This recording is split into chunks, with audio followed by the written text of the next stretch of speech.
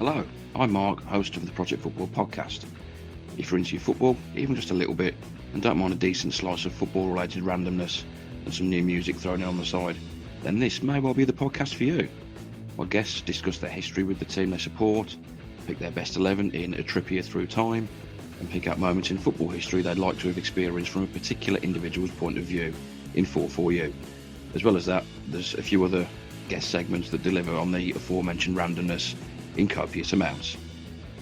If this sounds like your sort of thing, check out the podcast on all the usual audio platforms, as well as on Twitter/X at proj_foot, Instagram at Project Football Podcast, and on Facebook, if you just search for Project Football Podcast, you'll find us there. Give it a listen, you might even like it. The Murder Shelf Book Club contains disturbing content related to real-life crimes. Listener discretion is advised. The level of darkness and confined space of the carport stood out to all of us. None of us could even entertain the possibility anymore that a stranger just happened upon Debbie coming out of the house and decided to attack her. This murder was calculated to some level and was perpetrated by someone who knew Debbie's habits. Jared and Jennifer Bucholtz, Silent Silhouette. Who Killed Deborah Sue?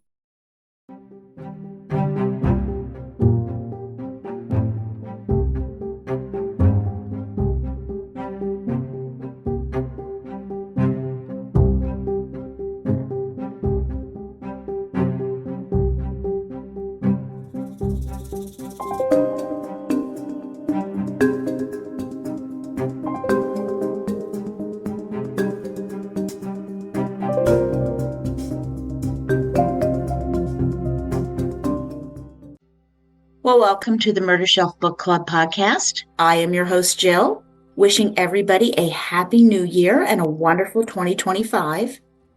This is episode 111, A Matter of Time, Part 3, 2ndCast on Silent Silhouette, Who Killed Deborah Sue, by investigative journalist Jared and forensic scientist and American Military University professor Jennifer Bucholtz.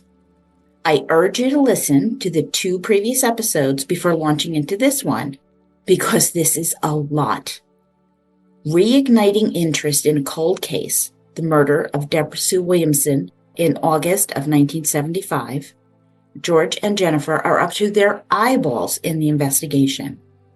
At this point in 2021, the co-authors write that the Facebook group had 1,700 members, with interest growing and more joining each day. Podcasts, YouTube videos, and the media were covering this homicide, all seeking justice.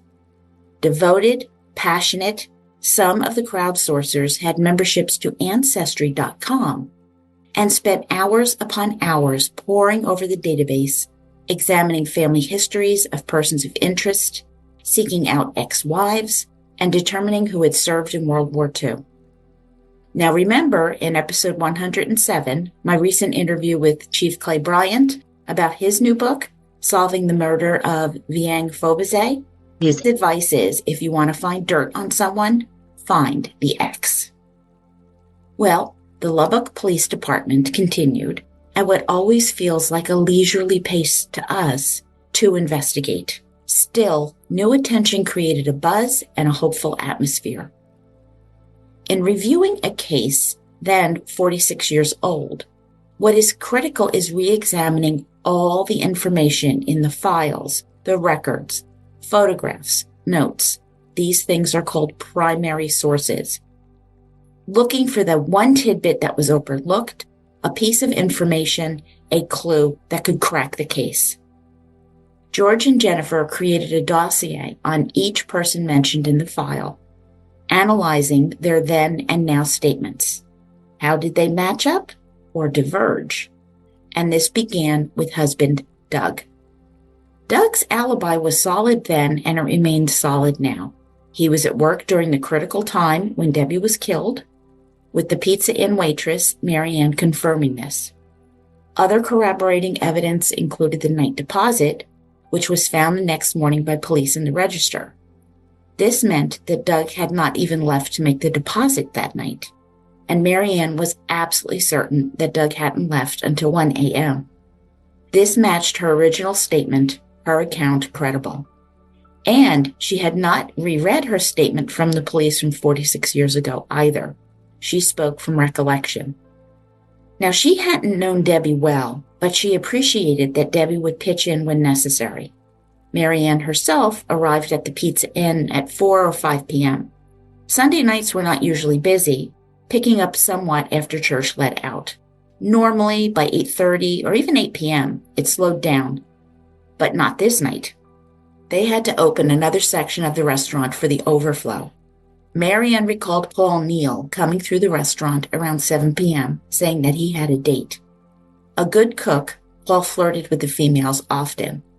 She also knew of his history with Debbie and reiterated that Doug had called Debbie a number of times that night, getting no answer.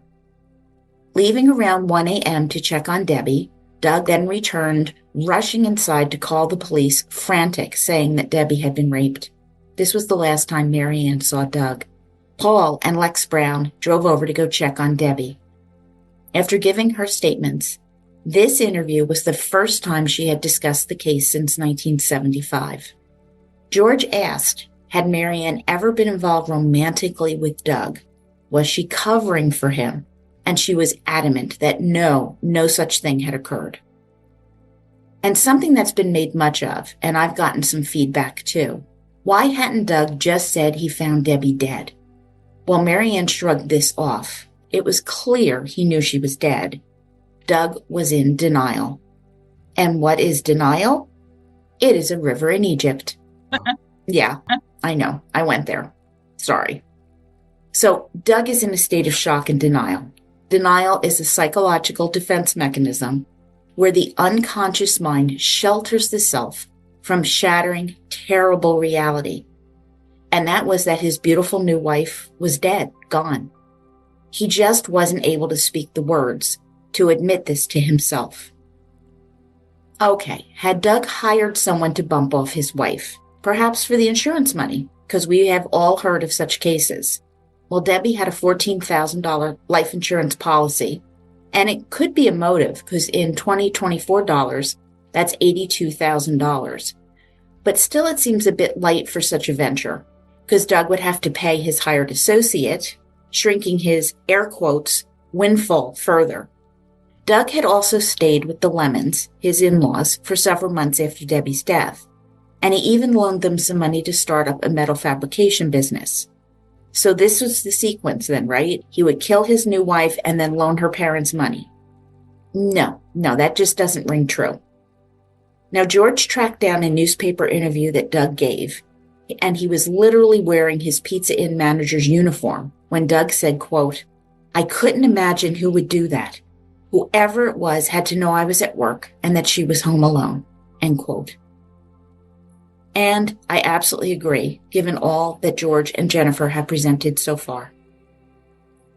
Over the decades, Doug kept in touch with investigators, being open and available, and he has maintained contact with sister-in-law Liz as well.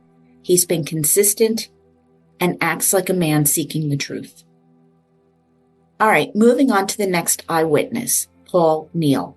Brief recap before we plunge into an analysis of Paul's statements. Doug and Paul worked at McDonald's with Debbie. Paul and Debbie had casually dated. 2 weeks before Debbie's death, Paul had returned to town and was hired by Doug as a cook. The night Debbie died, Paul arrived at the Pizza Inn around 5 p.m. He asked Doug if he could leave at 8 because he had a date with Tina McBride, and Doug agreed. Debbie and the family arrived at 7 p.m., celebrating stepfather Bob Lemons' birthday, departing around 8. The pizza place was busy, and Paul could not leave at 8. He called Tina, and he moved the date back to 9:30. And he says Tina was fine with this because she was helping another girl to do her hair. Tina, however, says this is not true. She was with her grandmother and was aggravated that the time of the date had been changed. Well, Paul then asked Doug if he could swing by his house and take a shower. Doug called Debbie, who answered the phone, and was told to expect Paul coming over to shower. After the call, when Paul realized Debbie was going to be home, he decided not to take a shower without further explanation. Doug would guess that Paul's folks live slightly closer to Tina's house, but honestly, it's a 4-minute difference either way. This whole explanation and this whole taking shower thing is really convoluted. What George and Jennifer realized, though, from the 1975 detective reports, is that Debbie was never told Paul wasn't coming over. Paul's time card indicated he clocked out at 8:43 p.m. He told the police that he left work at 9:10 p.m., a 27-minute difference. George asked both Doug and Paul about the clocking out procedures. Well, each employee would clock themselves out, and nobody ever clocked out another person, and no employee clocked out and then returned to work for free. Paul now said he went to his parents' house to shower, and they were not home at the time. There is no record of Paul's parents ever speaking to police. Tina stated that Paul called her at 9:30 p.m., saying that he was just leaving work, that he was running late. This does not match up with the time card evidence. So where was Paul from 8:43 to 9:30? George questioned Tina on that point more than once, and she was adamant of this time, but she couldn't say where Paul was when he made the call. Close friend Lex Brown told police that Paul left around 8:45 p.m., which lines up with the time card. But this stems from an interview with the police on August 26, 1975. And there is nothing that confirms Lex's presence at the Pizza Inn so that he could actually know what time Paul left. The record does put Lex at the Pizza Inn around 10:50 p.m. Was he there and was simply forgotten in the flurry of customers with everyone focused on their work? Or did Lex look at Paul's time card at some point? Or had Paul just told him he left at 8:45? These questions remain unanswered. Paul arrived at Tina's just before or at 10 p.m.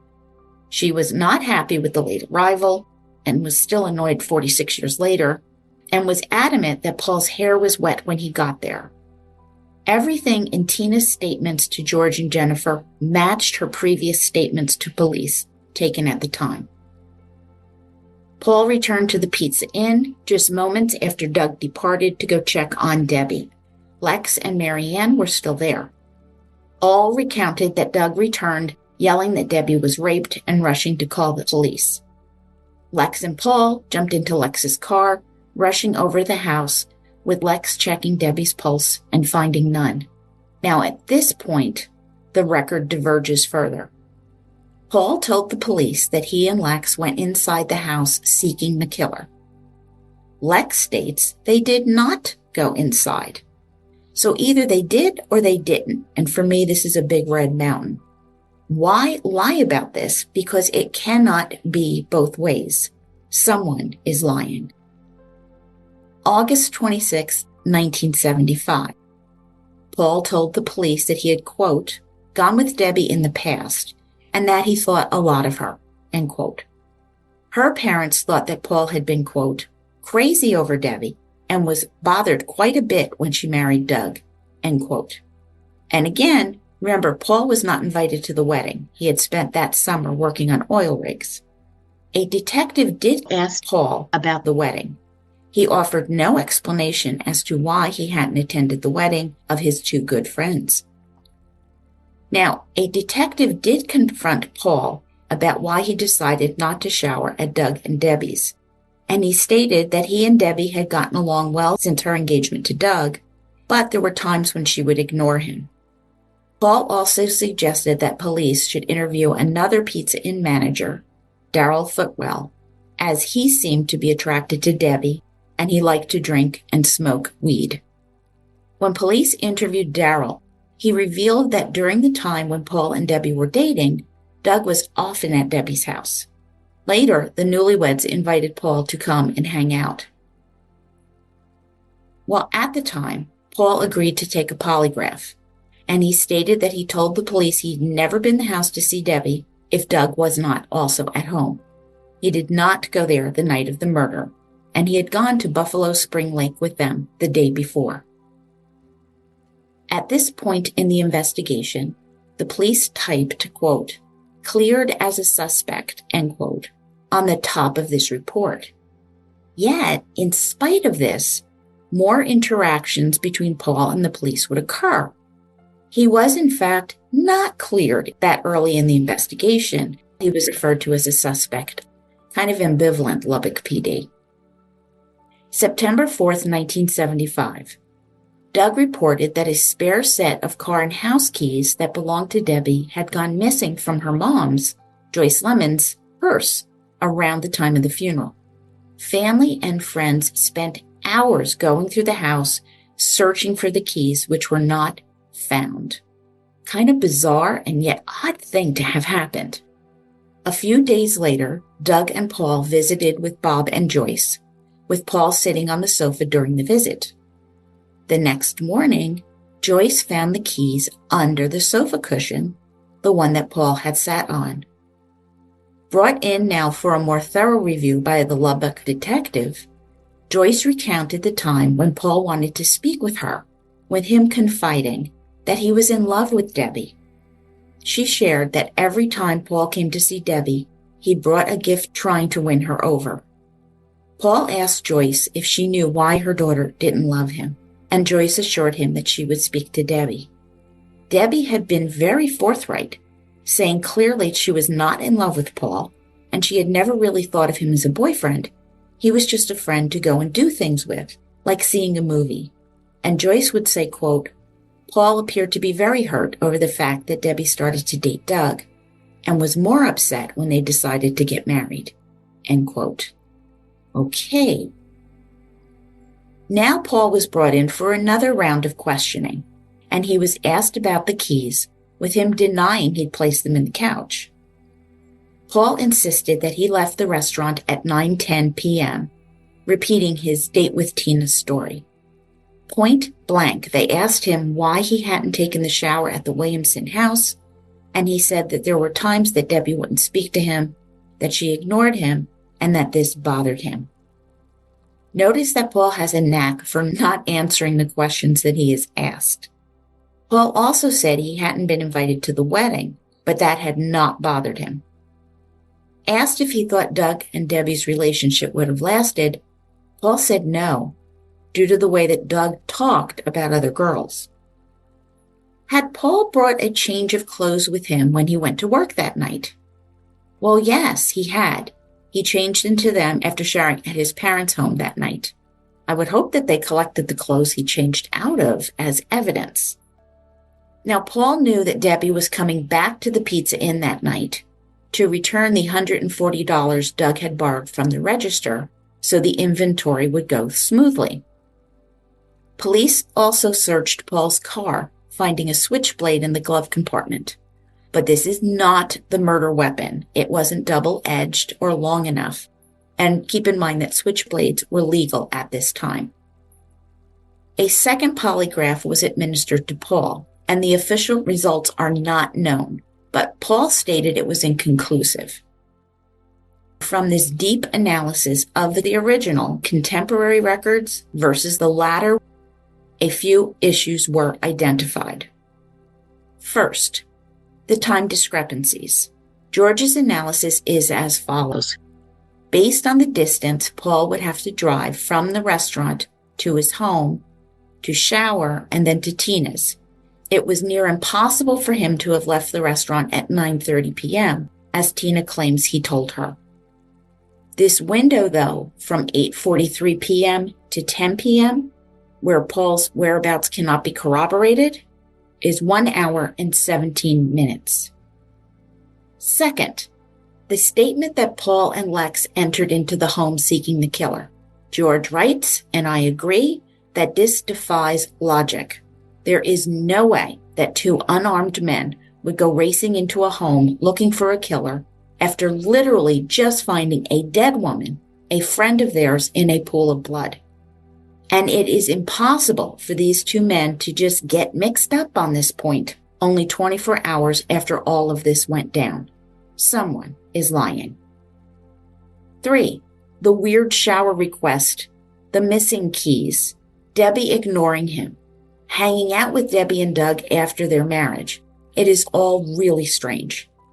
If you recall, Jennifer had called Paul early in their investigation, recording their conversation, which was a jumble of wrong statements, including that he and Lex made multiple trips to the crime scene. The first was around 11:15 p.m., which was impossible because he was on his date at McDonald's with Tina. And all Paul's inconsistent stories about going into the house, more recently denying that he'd gone into the house. Now, you can blame some inconsistencies on the passage of time, but frankly, it's a big ask. I'm just not feeling good about brushing all of this off, and all of the inconsistencies and misstatements are associated with Paul. So, trust your guts, murder bookies. Paul explained to Jennifer that he was an 18-year-old suspect who had to take polygraphs and was scared to death. In his defense, Paul said he had never consulted an attorney, although his father had. And came this new revelation. Paul told her he had taken a shower at Debbie and Doug's the day before the murder, August 23rd, 1975, after they had gone to the lake. Nowhere, anywhere is this mentioned in any of the documents from 1975 and onward. Again, it is very odd that this would never come up before from either Paul or Doug. Now, I have to ask if this is a strategic comment. Is Paul planting an excuse in case new evidence puts Paul in Debbie and Doug's bathroom? I really hate to speculate, but I don't know what else to think here. A number of things are odd, and red flags keep popping up. Had the killer gone into the house? There is little evidence to suggest he did, save for those wet towels thrown over the bathroom shower curtain. So I have to wonder if all this is connected, but we don't know. Other people who knew Debbie, including a boyfriend who had dated Debbie prior to both Paul and Doug, said that Debbie was sweet and kind to everyone she met. Now, this prompted Jennifer to wonder, how could such a nice, good person get another person that angry enough to stab her 17 times, taking her life? What was the catalyst for that kind of rage? After the trip to Lubbock, George called and texted Paul Neal, but received no answer or response. Now, both he and Jennifer anticipated that Paul would go into silent mode, since he admitted he was a suspect. But on October 11th, 2021, as George was prepping for a podcast interview, his cell phone rang, and it was Paul Neal. Surprise. After talking about how dark it was that night and Lex searching for a pulse and not finding one, George asked what it was like to date Debbie. And Paul said, quote, "Debbie and I didn't date. I liked Debbie, but we never went on a date," end quote. Shut the front door. What? George pressed him further, saying that a large number of people had said he and Debbie had dated. And Paul indicated, well, we might have gone out for drinks with friends, but it was never an official date. Well, wait then. So what's this about Joyce Lemons? He confided to her that he was in love with Debbie. And why didn't she love me? I mean, who's lying about this? Is it Joyce or Paul? All right, so while it may not have been a deep, serious relationship, we know that Paul and Debbie had dated. It's clear to me that Paul was infatuated, possibly even in love with Debbie, who had not returned his feelings. Everybody has made it clear in interviews, then and now. And even Paul had given statements about dating Debbie. So why deny it now? This is so weird. Question: have it bothered Paul when Debbie married Doug? He said, quote, "I don't know that it bothered me. I wish she would have picked me, that kind of thing. But I wouldn't say that it bothered me." End quote. Oh God, so now he wishes that Debbie picked him. Well, that I actually believe. I do believe him when he says that. George asked why he had asked to take the shower that night in the house, still trying to get an answer. And after a long pause, Paul said he didn't remember doing that. Now Paul repeated what he had told Jennifer, that he showered at the Williamses' house after the lake trip. He didn't recall the details from that, and he was unsure if he worked that night, August 23rd. And his time card shows that he did. Question: had he attended Doug and Debbie's wedding? Paul said he didn't recall. What? He knows he didn't attend. He had told people he didn't attend. Why is his story changing? Paul also went into this hazy description of the house and the yard, someplace he had been to numerous times over the years, with him saying that he'd, quote, spent a lot of time in that bathroom, end quote. Again, weird response. I have to think like, oh, if my DNA is found in that bathroom, I'd been there a lot in the past. Nothing to see here. Everything's fine. No, these are red flags becoming red mountains. It's weird. Question: did Paul carry a knife? Well, he hedged a little, saying no, but perhaps he had a pocket knife. We also know he had the switchblade. Asked if Paul had a theory about who killed Debbie, he said he had racked his brains over the years, and then he mentioned that Ricky was a suspect, Debbie's brother. And yes, he had discussed the murder with Doug and Lex, but that was a long time ago. Okay, this is another inconsistency, because both Doug and Lex deny ever speaking to Paul about this. He had failed the first polygraph, and the second one was borderline. Paul revealed that during his second interview with the police, they had asked him, balls out, why did you murder Debbie? Like accusing him. And Paul now told George that he had joined the Facebook page and was keeping tabs on their progress in this new investigation. Well, the problem? As of this writing, no Paul Neal has joined the Facebook page. And if he had, it was with a fake name. George was wrapping up the conversation when Paul mentioned that police use DNA testing on evidence and that this must have been done years ago, right? And George corrected him. No, they were in fact looking for a lab to do DNA MVAC testing, as Paul yawned into the phone. Then Paul began hinting about the kinds of evidence the police had, with George saying he really didn't know. But the clothing had to be in evidence, and the killer's DNA was likely all over it. Paul paused. Then he asked why the DNA hadn't been tested yet. And George explained that DNA testing was kind of backlogged, juggling current cases versus cold cases. There was another long pause, with George thinking that he had hung up, but Paul hadn't. George brought up Paul's father, Billy Neal, calling and recording his conversations with Tina after the murder. And again there was a pause, with Paul finally responding, quote, I didn't know until after the fact, end quote. Well, George asked if these recordings still exist, and Paul had no idea. He said he might have a box of his dad's old belongings, and George suggested that he try to find them because he and Jennifer would love to review them. The final question that George asked, did you kill Deborah Sue Williamson? Paul responded, quote, I absolutely did not, end quote.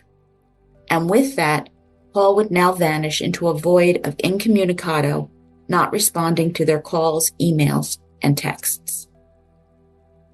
Now, there were other people whose orbits circled the murder of Deborah Sue Williamson that George and Jennifer just couldn't get in touch with by design or circumstance. Now, these folks didn't really have anything to do with the crime itself, being designated as a subject rather than being a law enforcement target. One subject was Lex Brown. We've already talked about Lex, but here's a little bit more about his 1975 statement to police, which do provide some insight into Debbie's routine at the Pizza Inn. Not an employee, she would hang out there bringing her puzzle book or a crossword puzzle. If it got busy, she would jump in and help by waiting tables.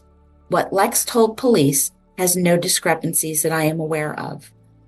Back in 2017, Liz had reached out to Lex Brown, with Lex saying that he hoped she would find what she was looking for.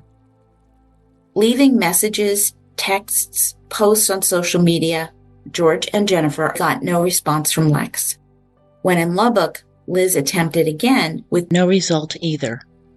Jennifer posted to Facebook, explaining why she sought to speak with Lex, who was an eyewitness to a crime scene, and Lex blocked her within minutes. Jennifer was able to talk to a woman who claimed to be related to Lex, but honestly, this has not been verified. She agreed to relay their messages to him. Beseeching her, Jennifer explained that Debbie's family deserves answers, and Lex may have great insight into what happened that night, but he was refusing to speak with them. The texter responded that she would relay the information, but Lex had given all the information he had to the police back then, and she went silent. Jennifer texted her again, "Does Lex want justice for Debbie?" And the response was, quote, "Not happening," end quote. And threatening him was not the way to go. Threatening? I didn't read anything about any threats. Exasperatingly, their text conversation would go round and around and around, stonewalling, accusations, and irrational. George was in disbelief over the wild reaction from the texter. Threatening? Nobody threatened anything. Thinking he was missing some context, George resolved to try himself, texting the texter directly. Explaining who he was, he said he and his colleague were re-examining the Deborah Sue Williamson homicide. They were working with the Lubbock Police Department and her family trying to solve the case. And he was confused by the tenor of the messages with Jennifer. Had something offended her? Well, the response was over the top, blaming Jennifer for bullying. Again, I saw no evidence of Jennifer bullying or threatening anyone. The texter wrote that her husband would speak to the police or no one, as he had been traumatized by seeing the murder scene. After more elaboration on each other's concerns, George was left scratching his head. This was going nowhere, and then the texter threw down. If the police hadn't investigated properly, it was not Lex's fault. Huh? So if the police spoke to Lex, they'd have been able to solve the case? Makes me wonder what Lex knows. Well, this caused George and Jennifer to again reread and re-examine Lex's role without any more insight gained. George remains hopeful that he will hear from Lex Brown, who will have to decide if solving this murder is more important than bristling over imagined insults. Again, this is so peculiar. Another aspect that has hung over the whole investigation was that of Ricky, Debbie's brother. While he certainly has his share of problems from drugs and fighting with Debbie, he was adamant he had not killed his sister. He acknowledged that he had taken 3 polygraphs for the police, one at his request. Every time he was asked if he killed Deborah, it disturbed him. And at her funeral, he behaved bizarrely, grabbing Debbie's body from the casket. So he was the number 1 suspect. Well, the problem is that Ricky has a solid alibi. Police reports indicate that he was out of work due to a back injury, and evidently this injury was sufficient enough to interfere with Ricky being able to pull off this homicide and drag a body across the carport. The night of the murder, Ricky was with a group of people at a local nightclub, Uncle Nasty's, where Ricky was high on speed. He and friend Bruce Taylor met up with 2 women, Carol and Cindy Watson, and they were at the club until 1 a.m. and then went back to Bruce's apartment where they hung out a while longer. So Ricky has at least 3 eyewitnesses to his whereabouts. Bruce Taylor was interviewed by the police as well. Ricky was living at Bruce's place until he found a new apartment. And on the day of the murder, Bruce was with Ricky from 5 p.m. onward, basically repeating Ricky's story. Now Jennifer and George went to talk with Liz Flatt, asking if she knew any reason why the police seemed to believe it had been Ricky. And she did not. Sadly, Liz said she rarely saw her older brother after the murder, and the topic was just taboo. And unfortunately, Ricky would commit suicide in March 1990. A few statements made during this process stayed with George, one stemming from the earlier conversation with Paul Neal before any of this went public. George had hoped to catch Paul unaware, unrehearsed, as he broached the subject of motive. What could possibly have gone on between Debbie and her killer that led to such a terrible murder? And George had hoped that Paul would offer up his thoughts. Instead, Paul responded that the police tried to pin this on Henry Lee Lucas, who had made a false confession. All right, that is textbook deflection. Deflection is a common psychological defense mechanism designed to protect one's self-perception, often employed to avoid criticism or responsibility, or by redirecting the conversation away from a challenging topic or to something less emotionally charged. Paul shifted the whole premise of George's question onto Henry Lee Lucas, evading having to speculate about Debbie's killer's motive, avoiding discussing his own feelings about this. Like most defense mechanisms, deflection protects one from experiencing difficult or uncomfortable emotions, such as anxiety, pain, guilt, or stress. Thing is, a study in 2015, those who are seen deflecting are perceived as less genuine and less trustworthy than those who own up to their faults and mistakes. And I have to agree. In this case, Paul's credibility, which is already shaky with me, drops further. Insightfully, George writes, quote, "People who may have had something to hide often deflect away from topics of discussion that they feel will raise suspicion towards them or would reveal something only the killer would know." End quote. When Paul tells George he was a suspect, George feigns surprise, with Paul launching into going to the lake with his friend's conversation, as if he's offering up proof of his friendship with the couple. George thinks this was to explain how he came to be a suspect, that he was such a close friend. Well, I think he said it to press how silly it was that he was a suspect. After all, he even showered at Doug and Debbie's that day, right? For the record, George, Jennifer, and I do not believe that this happened, that he showered at their home after the lake outing. When George pressed for details, Paul deflected again to how he and Doug would work on their cars in the carport. Again, a response that has nothing to do with showering after the lake outing. Evasion. George continued to let Paul drive their conversation, writing, quote, "When someone offers up information that is not asked for, it always piques my interest. At one point, Paul told me that he never called an attorney for representation when police were questioning him. I hadn't addressed that topic during our conversation, so it was curious to me why he felt the need to present this piece of information." End quote. Well, I believe that Paul is saying this as a badge of innocence. See, I never lawyered up like guilty people do. I was eager to help find the killer, who isn't me. A point that seems to stick with Paul, however, is whether the killer had entered the house after the murder. He raises it a number of times, and without any context for saying it. Significantly, Paul is the only person out of dozens upon dozens contacted, emailed, texted, interviewed, who asked that particular question. After referencing some old news articles he'd read, Paul repeated his statement from the time once more. Quote, "I didn't recall if they ever determined if he went into the house or not." End quote. Where he reveals that he believes the killer to be male because he catches himself quickly adding, quote, "he or she, I guess it could have been a she," end quote. While I was reading this part, I had to shake my head. Paul now says that he and Lex weren't at the crime scene long, because they were concerned that the killer might still be in the house, which is a reasonable fear, but it directly contradicts his original statements again that he and Lex went in the house looking for the killer. Now, memory of something this shocking and traumatic is just not likely to be mixed up this badly.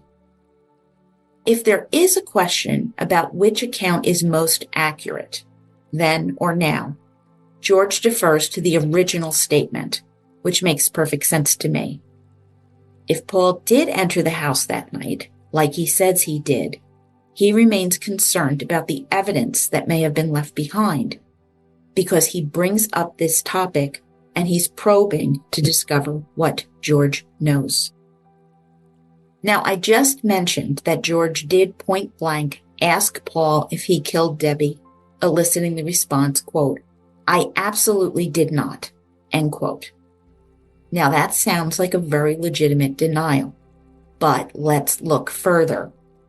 When asked if you committed a crime, most people usually respond, no, I didn't, no. And statement analysis tells us that any other response is not considered a reliable denial. When someone is lying, neurologically, there is a tug of war that erupts between the conscious mind and the subconscious mind, the latter wanting to tell the truth, while the conscious mind does not. The brain then selects words that appear to be believable, but are not because of the psychological dissonance being experienced. So what happens is you speak a workaround. Paul didn't say no when asked if he killed Debbie.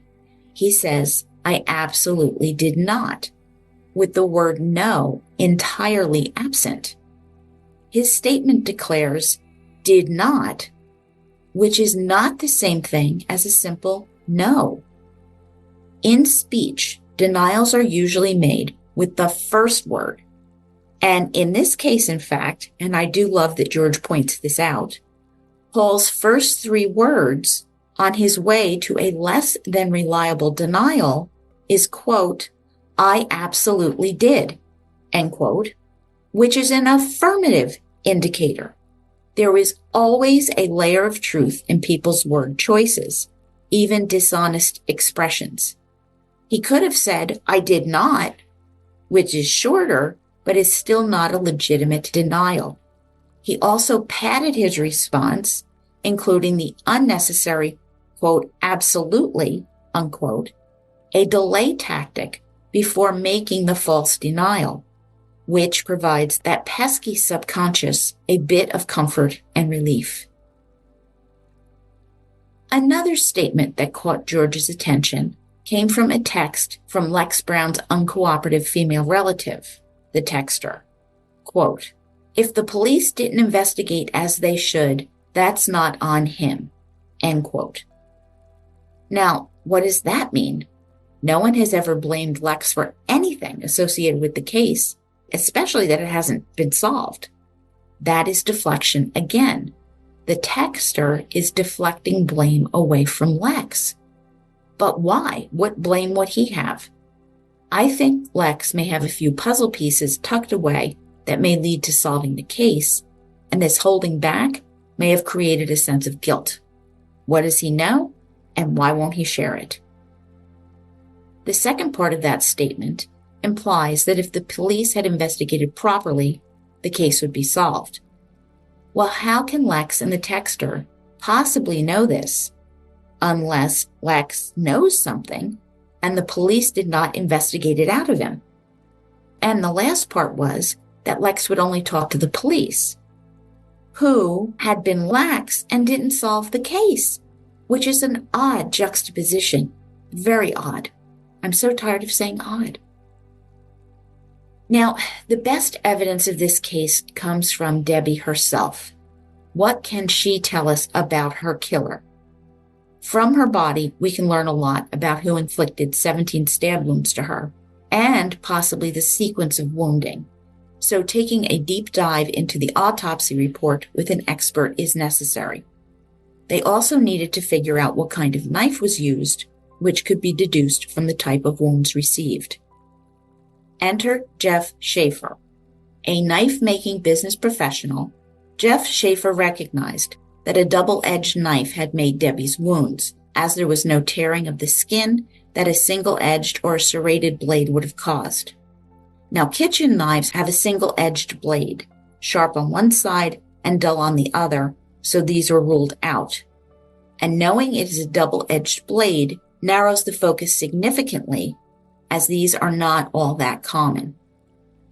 To inflict the kind of damage done to Debbie's torso, reaching the heart and lungs, the blade has to pass through the skin, then past the ribs, which is about an inch or 2.5 centimeters, which gives us an idea of how long the blade was, which was 3/4 of an inch wide, or 1.9 centimeters, and very sharp. Jeff thus deduced that this weapon was a dagger without a retractable blade, meaning it would come with a sheath. Jeff would present George with an M3 trench knife as a good example of the murder weapon. Developed during the 1940s, millions of M3s were produced during World War II. And recall I mentioned that some of those crowdsourcers had used Ancestry.com to dig into family trees, figuring out who had World War II relatives in those tree limbs. Why was this important? Because who would have had access to an M3 trench knife? The murder weapon? World War II veterans and their relatives. Perhaps the killer had served, or maybe a male relative, a father, cousin, uncle. Anyway, the trench knife would have a substantial handle with textured grooves which helped to improve its grip. The blade had to be about 6 inches long with a hilt, which prevented the user's hand from slipping off or being cut by the blade. And this is also of sufficient length to strike the lungs and heart. George inquired about switchblades, and Jeff said no, they have no hilt, which would have allowed the handle to become bloody and slippery, making 17 stab wounds unlikely. Also, switchblades are not usually the best quality, so it would have broken when it hit bone. So this was not the murder weapon.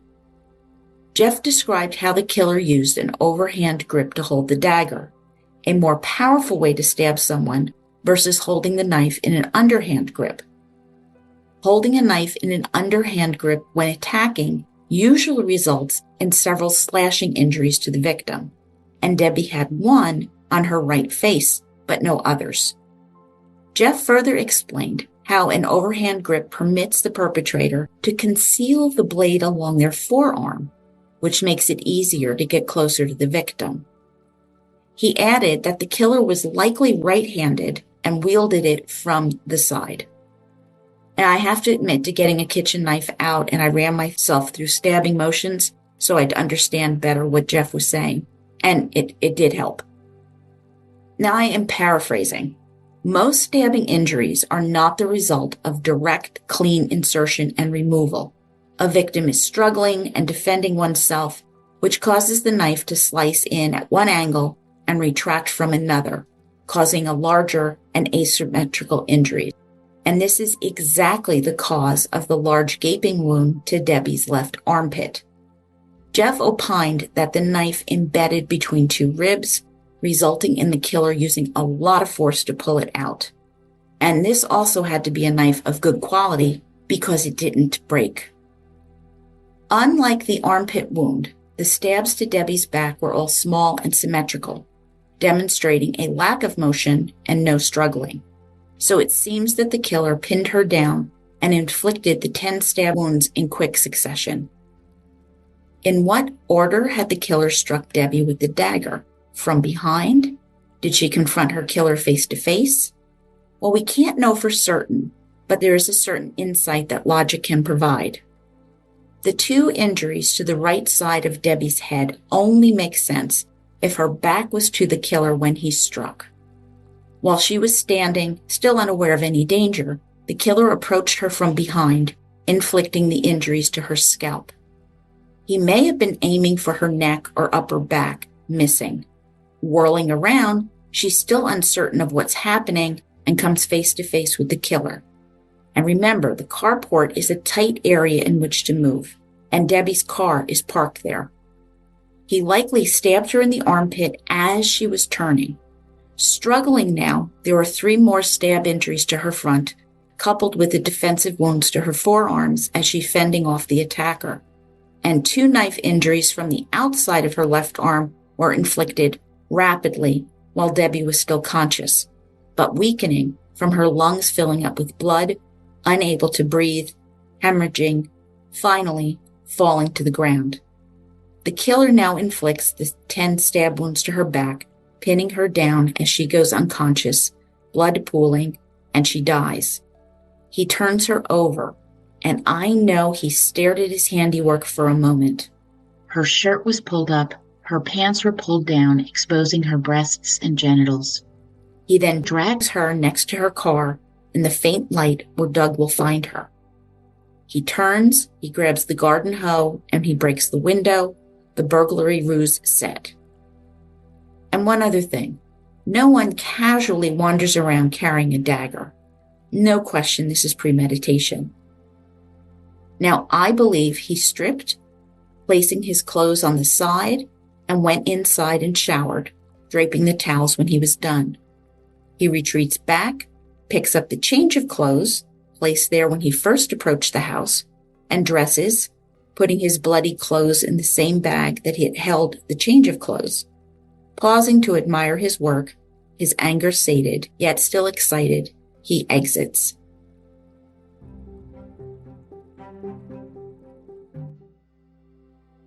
At her university, Jennifer Bucholtz is the advisor to the cold case team, with volunteer faculty and students examining unsolved homicide cases. Earlier, I mentioned that Jennifer, Liz, and Paula had met with the supervisor of the Lubbock PD Homicide Division, Sergeant Anderson. Remember that Sergeant Anderson was warm, supportive, and welcoming of their efforts to re-examine Debbie's case. And they learned that the evidence is intact, with Liz requesting that it be tested with new modern technology, given that the MVAC DNA analysis has solved so many cold cases in recent years, and Sergeant Anderson agreed. Liz also requested the phone records from Debbie's home, as this could answer the question, had Debbie spoken to anyone after returning home after the birthday party? Paula asked that subjects, potential witnesses, persons of interest, be re-interviewed, allowing a comparison of their original statements with the current recollections, much like we have been doing here. Remember, it is far easier to remember truth versus lies, especially 46 years later. Widely altering stories are important clues. Jennifer had given the sergeant a copy of her conversation with Paul Neal and his phone number, and they discussed using DNA analysis, which could provide new and valuable information and send a message to the killer to don't rest easy. All in all, this was a very productive meeting, encouraging, and everyone was relieved to have the Lubbock Police Department's support. Well, update. The Lubbock PD has arranged for the evidence to be sent to DNA Labs International in Florida, so the retesting is happening, and subpoenas were issued for those phone records. The crowdsourcing innovation continues. Jennifer wrote a series of articles analyzing different aspects in depth as the reinvigorated investigation went forth. Podcast episodes were published. Videos were uploaded to YouTube. Donations came in to help support the reward fund, which is currently at $25,000. Local news agencies helped advertise the reward, both on the air and on their websites. Having great success previously, George and Jennifer applied to be part of CrimeCon 2022 Creators Row with their podcasts. The producer remembered them from CrimeCon Austin, inviting them to present a session on Debbie's murder and to host a new initiative, a cold case club. The idea was that every week, Jennifer and George would host a 1-hour session online with a live audience on Crime HQ, CrimeCon's partner website. And if you aren't able to go to CrimeCon, then join Crime HQ, because you'll have access to all of the session videos, and it is a comprehensive source on homicides, missing persons, case studies, plus the live events. I participated in many of these myself, hearing authors, experts on all kinds of subjects, and I've put a link on my blog. Anyway, George and Jennifer continue to monitor the Facebook group, keeping track of fake profiles, as one might well be the killer, unable to resist checking on the status, lurking. All messages are noted and responded to, and all ideas are explored, keeping the momentum going. And because this is an older case, with some people podcast resistant, they wrote this book, Silent Silhouette, and agreed to work with me. Now, sadly, that February, George and Jennifer had a falling out with Liz, Debbie's sister. They do not go into the details in the book, and frankly, I am relieved because it is a distraction. Rehashing it would not help to solve the case, which remains the core mission. But due to this, the Crime Con presentation and the Crime HQ weekly show were canceled. This precious attention was not put out there towards solving the Deborah Sue Williamson case. This is a loss, and my heart sank reading this. So where are we today? Well, Doug struggled with his grief when Debbie was taken from him, and he would eventually leave the Lemons' home, moving in with an aunt and uncle in Arkansas. He wrote a letter to Debbie's father, Bill Agnew, saying, quote, "I pray that someday God lets me understand all the things that have happened. I remember the words she said to me several days after we were married, that if anything ever happened to me, she would come with me. I pray that. I wish my life had been taken instead of Debbie's. Better go. Love you. Your son, Doug Williamson." End quote. Now, hearing from the victims is always important to me. And Jennifer writes of a photo of Debbie in her high school graduation gown that she had given Doug before they married. And so we get to hear Debbie's thoughts. Quote, "Ever since the day I first met you at Max, I wanted to get to know you better. When you and Susan broke up, I thought I might have a chance, but I guess I blew it again. And then you broke up again and you asked me out that night, and I'll never forget the way I felt. Doug, I love being with you, talking to you, and looking at you. I was hurt when you quit Max because I knew I wouldn't get to see you almost every day like I had for a year, but I guess that's life. I just hope I'll still get to see you a lot. You brighten my day and warm me so much. When you were gone to Lawton all those times, I can't tell you how much I missed you. I can't imagine what it would be like without seeing you. Doug, I guess what I've been trying to say is that I've always loved you and I always will. Debbie." End quote. Oh, heartbreaking. Just heartbreaking.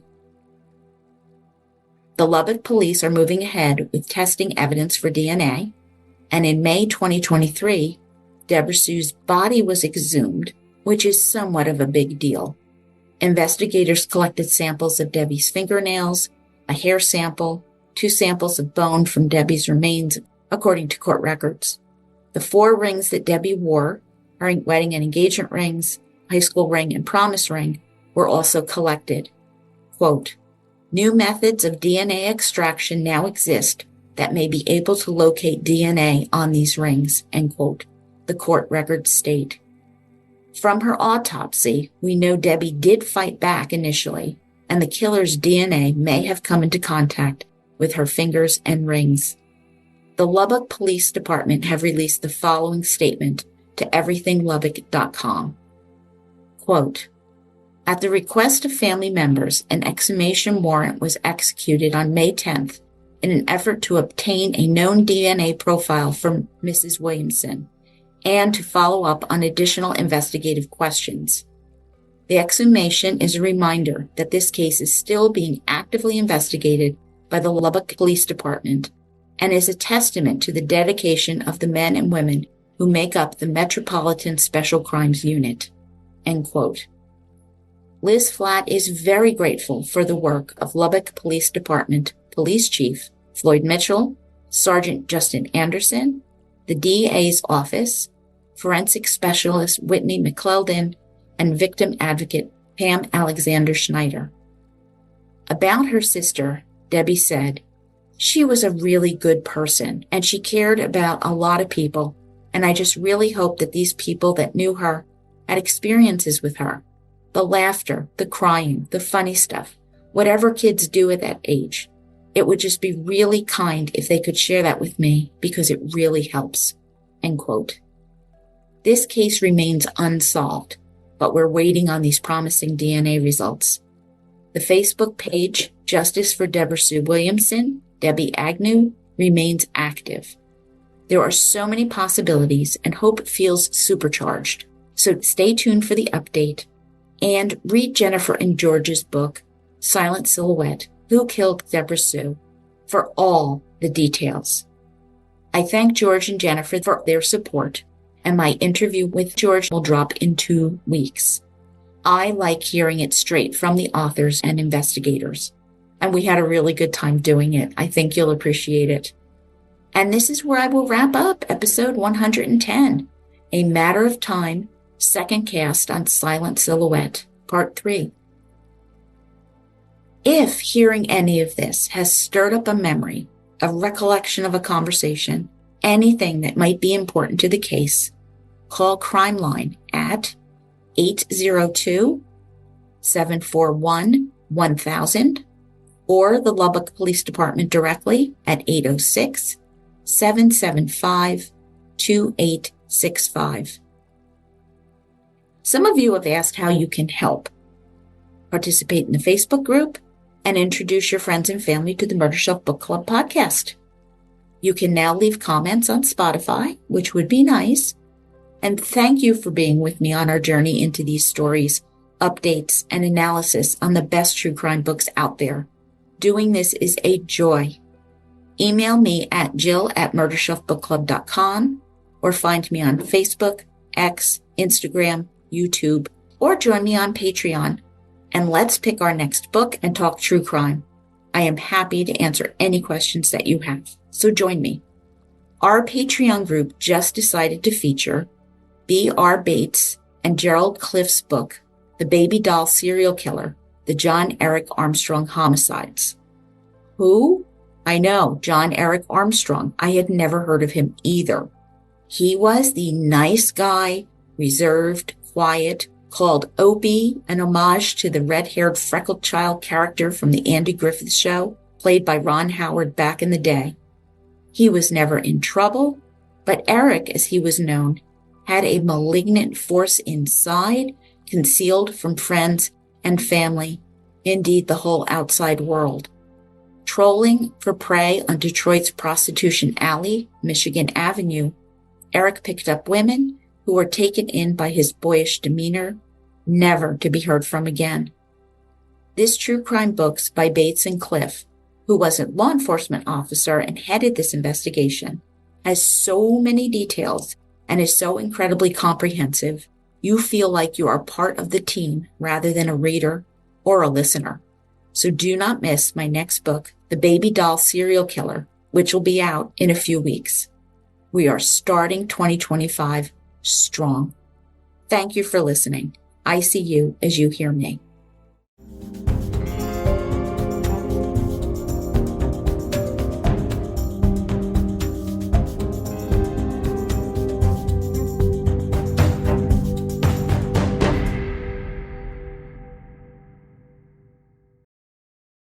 Written and produced by Jill, all rights reserved. Music, The Pewter Elephant by Blue Dot Sessions.